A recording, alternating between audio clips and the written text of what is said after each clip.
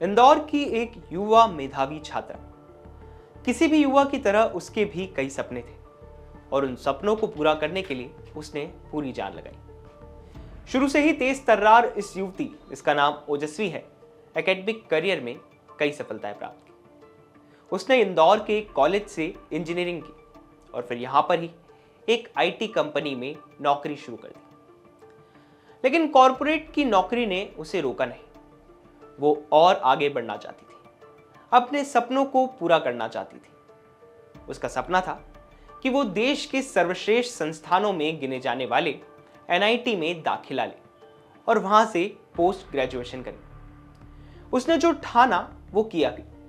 नौकरी के साथ साथ ही ओजस्वी ने एग्जाम की तैयारी शुरू की। निमसेट की परीक्षा में उसने देश भर में 72वीं रैंक हासिल की, जिसके बाद उसे तमिलनाडु के एनआईटी त्रिची में दाखिला मिल गया। यहां उसने एमसीए की पढ़ाई शुरू की और अगस्त में कॉलेज ज्वाइन कर लिया। ओजस्वी पढ़ाई में तेज थी। एनआईटी जाते ही उसने ये साबित भी कर दिया। उसे वहां पर सीआर यानी कि क्लास रिप्रेजेंटेटिव बना दिया गया।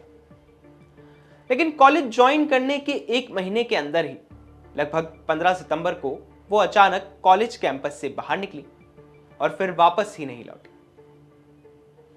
कॉलेज के सीसीटीवी फुटेज में वो साइकिल खड़ी कर कॉलेज से बाहर निकलती हुई नजर आ रही है। बताया जा रहा है कि कॉलेज में स्टूडेंट्स को सिर्फ एक दिन यानी रविवार के दिन ही कैंपस से बाहर निकलने की अनुमति दी जाती है। जब ओजस्वी रात तक भी वापस नहीं लौटी तो कॉलेज वालों ने उसके घर पर सूचना दी। इसके बाद 16 सितंबर को उसकी गुमशुदगी की रिपोर्ट त्रिची के थुकुक्कोडी थाने में दर्ज करवा दी गई। जब उसके कमरे की तलाशी ली गई तो वहां से 4 पन्नों का एक लेटर मिला। इस लेटर के मिलने के बाद खुलासा हुआ कि ओजस्वी के साथ क्या हो रहा था और वो किस मेंटल स्पेस में थी। लेटर में उसके ऊपर सीआर बनने के बाद क्या गुजरा उसका जिक्र ओजस्वी ने किया है। एक जगह उसने लिखा कि तुम जितनी सुंदर होती हो उतनी ही डेंजर में होती। लेकिन इसका दूसरा पहलू यह है कि अगर तुम सुंदर नहीं हो तो तुम्हें कोई नहीं सुनता, ना कॉलेज में ना ही कॉर्पोरेट वर्ल्ड में। अगलीनेस के साथ लीड करना बहुत मुश्किल है, खासकर पुरुषों को। इस लेटर से एक हद तक ओजस्वी की मनस्थिति का पता चलता है। ओजस्वी के परिजनों ने सीएम मोहन यादव से भी ज्ञापन देकर बेटी की तलाश के लिए मदद की गुहार लगाई है। मेरी बेटी त्रिची से 15 तारीख की सुबह 7 बजे संडे के दिन से गायब है और वहाँ संडे के दिन जनरल बच्चों को घूमने फिरने की इजाज़त होती है, लेकिन रात तक वो नहीं आई। तो कॉलेज वालों ने हमें फ़ोन किया कि आपकी बेटी का आपको पता है। हमने बोला हमें नहीं पता है। फिर उन्होंने हमसे पूछा आप क्या करना है, थाने में हम रिपोर्ट डाल दें। उन्होंने थाने में रिपोर्ट डाल दी। नेक्स्ट डे से हमारा बच्चा और मिसेस वहीं हैं और वो बोल रहे हैं कि हम सर्च कर रहे हैं, वहाँ की पुलिस और कॉलेज वाले का भी कहना है कि हम सर्च कर रहे हैं। हाँ, महापौर जी से हमने मुलाकात करी है और अभी सीएम साहब से भी मुलाकात करने के लिए हम यहाँ आए।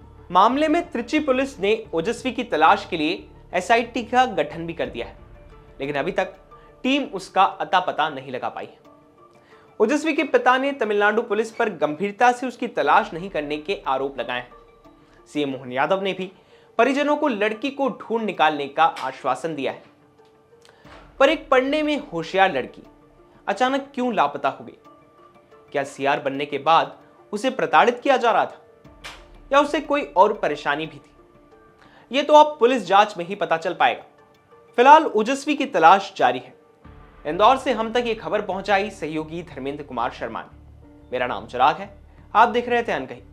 एमपी से जुड़ी बाकी तमाम खबरों के लिए आप देखते रहें अभी तक।